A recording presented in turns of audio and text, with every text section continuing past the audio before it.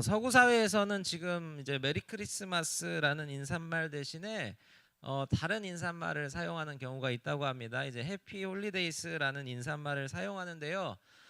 이 인사말이 이제 파생된 게 이제 정치적인 운동에서 비롯되었는데, 원래 우리가 이렇게 드리는 크리스마스의 의미는 예수님께 예배함, 예수님의 탄생을 기념하고 또 기뻐한다는 의미를 가지고 있습니다. 크리스마스라는 단어가 이제 그리스도인이 아닌, 기독교인이 아닌 다른 종교 사람들에게 불편함을 줄 수 있다는 이런 이유 때문에 외국에서는 이제 메리 크리스마스라는 인사말 대신에 해피 홀리데이스라는 인사말 사용하는 것을 이제 권장한다고 하죠. 마치 여러분 생일 잔치의 주인공이 사라진 것과 같습니다. 아까 우리가 이제 찬양하고 또 기도할 때 우리의 성탄절이 그냥 뭐 이벤트가 되지 않게 해달라고 이렇게 기도해 주셨는데, 이것처럼 생일에 마치 생일 잔치라고 하는데, 예수님의 생일 잔치라고 하는데 생일이 사라지고 잔치라는 단어만 남게 된 거죠. 저는 여러분에게 이런 질문을 드리면서 오늘 말씀을 시작하고 싶어요. 여러분은 어떤 인사말을 선택하고 있나요? 해피 홀리데이스 아니면 메리 크리스마스, 이 안에 우리가 그냥 생각했을 때 단순하고 아주 간단한 인사말 같지만 이 안에는 여러분들이 어떻게 고백하고 무엇을 믿고 있느냐도 담겨 있다는 것을 우리가 기억하고 이런 문제들을 우리가 가볍게 다루지 않았으면 좋겠습니다. 오늘 이제 계속해서 마태복음 2장의 이야기를 나눌 텐데요. 지난주에는 우리가 누가복음 2장 말씀을 가지고 나눴고요. 오늘은 이제 마태복음 2장의 이야기를 가지고 나눌 겁니다. 동방박사 이야기는 사실 성경에서 이제 마태복음에만 기록되어 있는 굉장히 특별한 이야기 중에 하나입니다.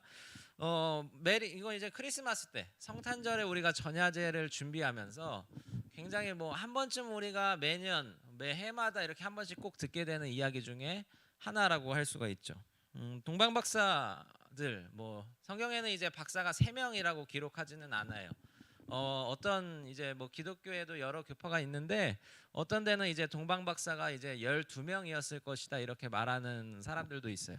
이렇게 농담으로 왜 그러면 우리가 3명이라고 알고 있을까 이렇게 했을 때, 연극할 때 이렇게 이게 편리하게 이제 이제 역할을 배정하기에 편해서, 왜냐하면 이제 황금과 또 유향과 물약을 이제 드려야 되니까, 또 한 명이서 새겨주는 것도 그림이 좀 그렇잖아요. 이런 농담도 있지만 그런 이유는 이게 오늘 말씀에서 그렇게 중요한 이유는 아닌 것 같고요. 오늘 이제 먼 곳에서 이제 동방 박사들이 예수님을 경배하기 위해 찾아왔다는 이 메시지가 오늘 제일 중요할 것 같아요. 이 이야기에서 마태는 이제 성경을 하나님의 감동으로 이렇게 받아서 기록하면서 왜 이 본문을 넣었을까요? 예수님이 어떤 분인지 우리에게 알려주기 위해서. 이 땅의 왕으로 오신 예수님이 어떤 분인지 알려주기 위해서 이 이야기가 오늘 성경에 들어가 있다는 거죠. 자, 그러면 예수님은 어떤 분이실까요? 예수님은 온 세상에, 그리고 온 세상 사람의 찬양과 또 경배와 또 예배를 받으시기에 합당하신 분이다. 여러분, 이것이 오늘 말씀이 알려주고자 하는 메시지입니다. 여러분, 그렇기 때문에 우리가 오늘 이 시간 우리가 예배 드리는 것처럼 이 세상에 오신, 그리고 이 땅의 왕으로 오신 예수님을 경배하고 찬양해야 하는 것이죠. 여러분, 그렇게 할 수 있게 되기를 간절히 소망합니다. 우리가 오늘 이 자리에 모인 이유가 바로 하나님을 예배하고 또 경배하고 찬양하기 위해서 오늘 이 자리 가운데 모인 것이죠. 그런데 오늘 이제 말씀에 이제 세 부류의 이렇게 사람이 등장합니다. 예수님을 경배하지 않았던 두 부류의 사람들과, 그리고 이제 예수님을 경배했던 이제 오늘 박사들의 이야기죠. 이렇게 세 가지 좀 이야기의 입장을 보면서 이렇게 나눌 텐데, 우리가 이 말씀을 통해서 정말 더 이 성탄절을 준비하는 기간 동안 하나님을 더 경배하는 우리 중동부가 되었으면 좋겠습니다. 자, 첫 번째 우리가 이제 봤을 때 헤롯 왕이 이제 등장합니다. 오늘 본문 2장 1절에 보니까 예수님께서 이 세상에 오신 때가 헤롯 왕이 다스리고 있을 때라고 말해요. 자, 헤롯 왕은 이제 어떤 사람이었을까요? 헤롯 왕은 사실 이렇게 지금 왕좌에 올라 있지만 왕에 사실은 오를 수 없는 그런 사람이었습니다. 유대 민족들은 지금도 아주 민족주의적인 성향이 굉장히 강하고 선민의식이 있기 때문에 다른 민족의 어떤 사람이 자신들을 다스린다? 이런 건 절대로 있을 수 없는 일이었어요. 그런데 이제 헤롯은 아주 정치적인 뭐 그런 실력이 굉장히 뛰어난 사람이었습니다. 그래서 이제 뇌물을 써가지고 이제 왕의 자리를 이제 사게 된 거죠.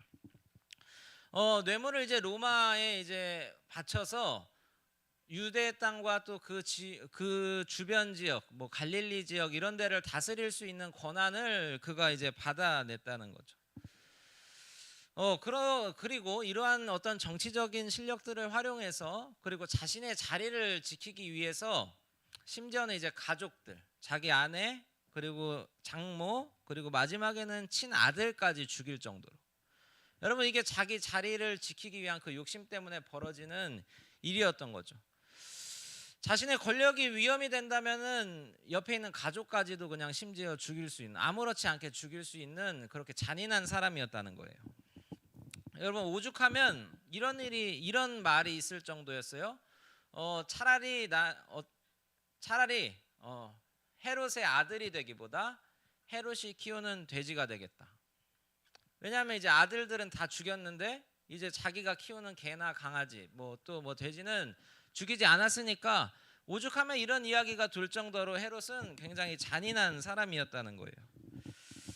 여러분 이 사람이 우리가 아까 읽은 본문처럼 유대의 왕이 자기가 버젓이 지금 왕으로 있는데 다른 왕이 있다는 얘기를 들었으니까 어떻게 반응했을까요?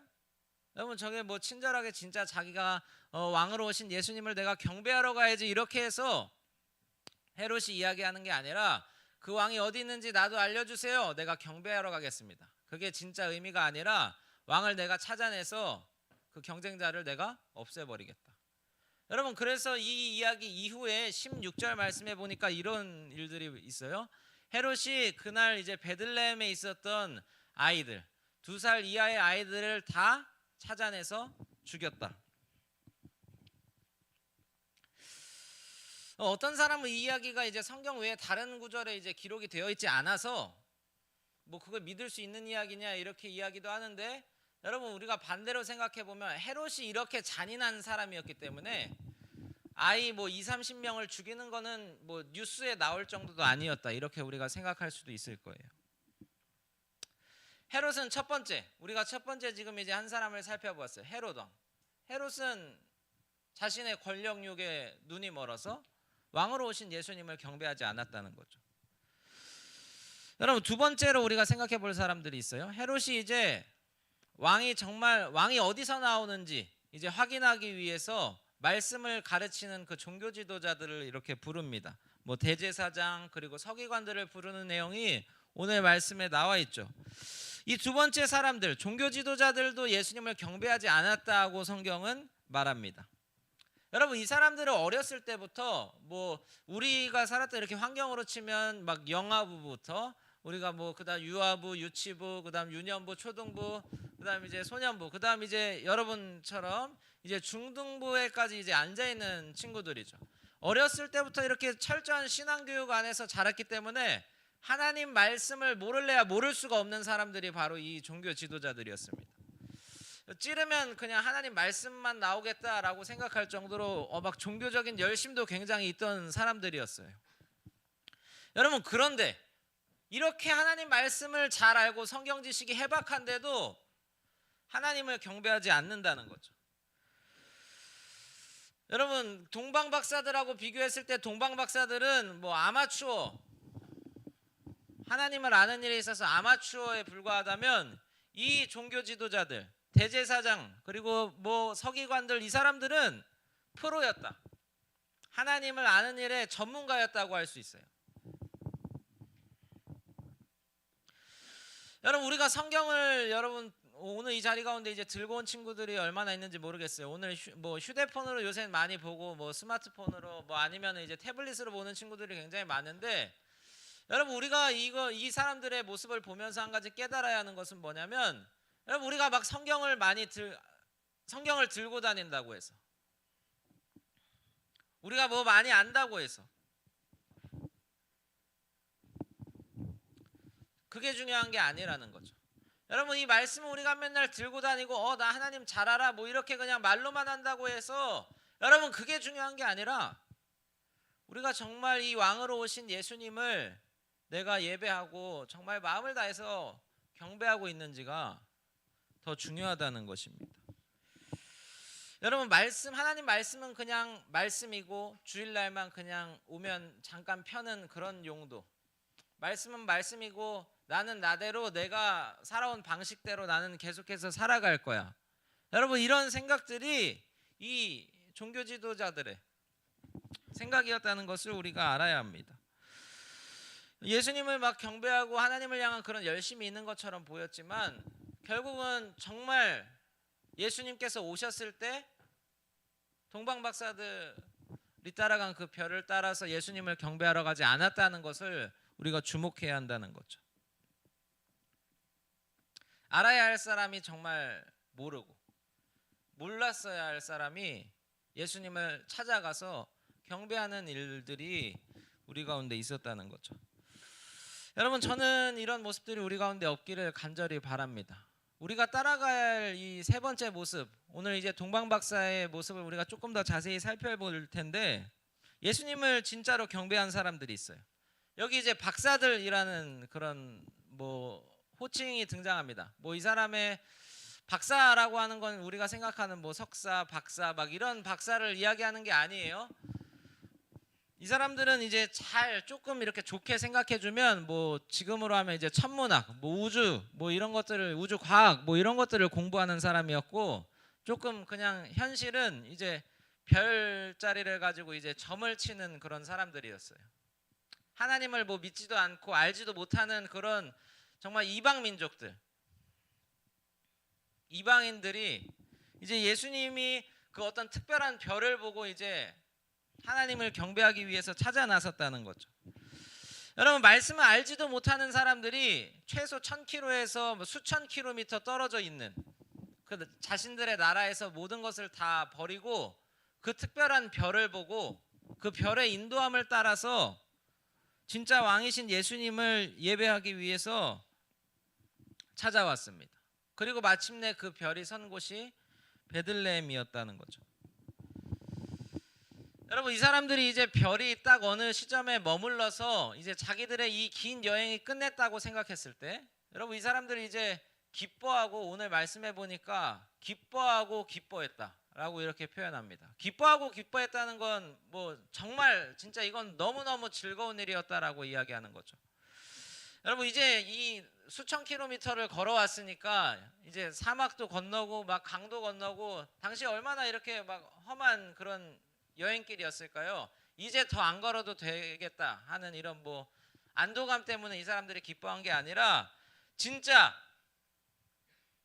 자기들이 이제 기다려온 그 왕을 만날 시간이 되었기 때문에 이 사람들이 기뻐했다는 것입니다.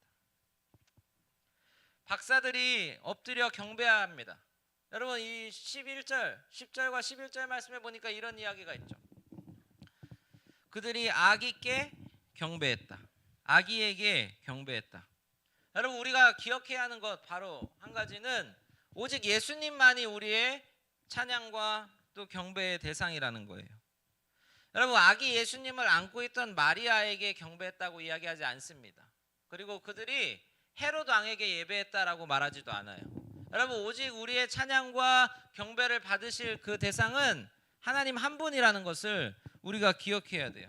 여러분, 세상에 어떤 사람도 그 하나님이 받아야 할 영광을 가로챌 수 없다는 거죠. 어떤 정치 지도자도 또 어떤 사람들도 어떤 자리에 있든지 여러분, 우리의 예배를, 우리의 찬양을, 우리의 어떤 헌신을 가로챌 수 없다는 거예요. 박사들은 자기들이 가지고 온 이 황금과 또 유향과 몰약을 왕이신 예수님께 드리고 이제 자기들의 나라로 돌아갑니다. 하나님을 경배하는 이 사람들에게 주시는 그런 하나님의 선물이 있어요. 우리 12절 말씀을 한번 읽어볼 텐데, 마태복음 2장 우리 12절 말씀 같이 한번 읽어보도록 하겠습니다. 마태복음 2장 12절 말씀 한 목소리로 읽도록 할게요. 시작.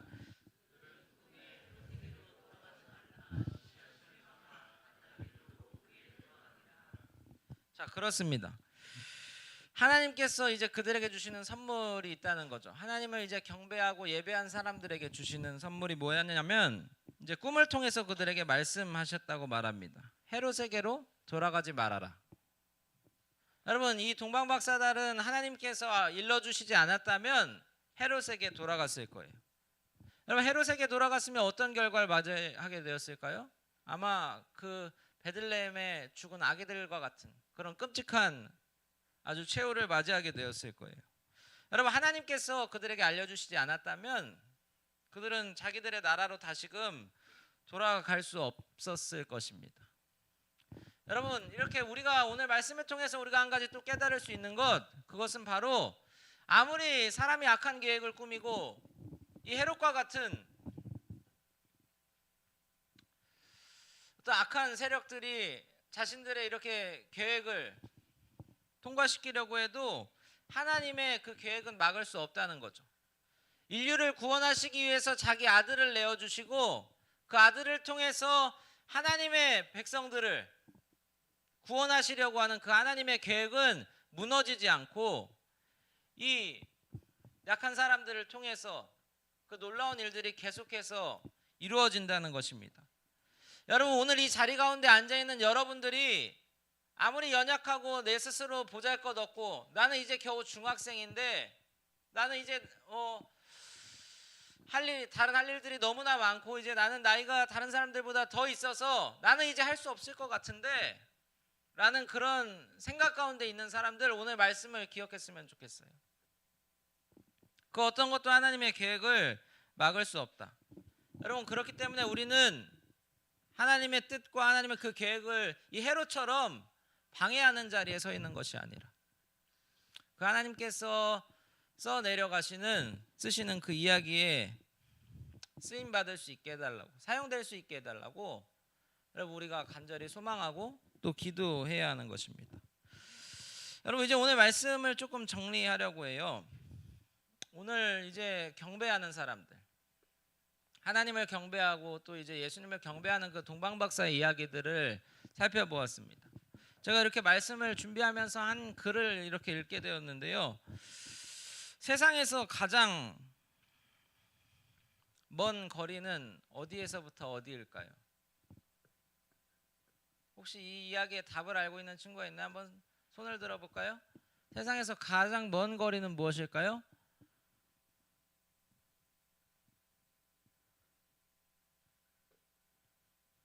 네, 동욱. 북극에서 남극이요? 그렇죠. 용기에 박수를 보냅니다. 네네네. 자, 근데 답은 아니었어요. 자, 약간 문학적인 이런 표현인 것 같아요. 보니까 머리에서 이제 가슴까지의 거리 그 30cm가 가장 먼 거리라고 합니다. 자, 우리가 아는 이렇게 머리로는 너무나 이것들을 잘 알고 머리로는 하나님을 우리가 잘 알지만 그것이 정말 내 이렇게 마음에 와닿지는 않을 때가 있다, 이런 이야기죠. 여러분, 오늘 우리가 나눴던 그 종교 지도자들의 모습, 또 그리고 헤롯의 모습이 그랬을 것 같다는 생각이 들어요. 머리로는, 말씀으로는 왕이 어디서 나는지도 알고 있었지만 그 마음 가운데는 그것이 뭐 이루어질 것에 대한 믿음도 없었고 그것을 믿음으로 이렇게 풀어낼 어떤 마음도 없었다는 거죠. 여러분, 이들이 예수님을 경배하지 않았던 이유는 단 한 가지예요. 다른 게 있는 게 아니라 마음의 문제였어요. 마음이 없었기 때문에, 예수님을 예배할 마음도 없었고 예수님을 찬양할 마음도 없었기 때문에 베들레헴으로 가지 않았던 것입니다.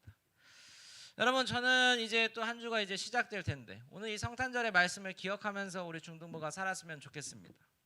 이 땅에 하나님의 아들로 또 그리고 왕으로 예수 그리스도로 오신 그 구원자 되신 예수님을 우리가 찬양하고 또 경배하는, 우리의 마음을 다해서 그분을 높이는 우리 중등부가 되었으면 좋겠어요. 그리하여 우리가 이 대림절 기간 동안 살아계신 그 주님을 날마다 만나는 일들이 우리 가운데 있기를 간절히 소망합니다. 우리 같이 찬양하고 또 기도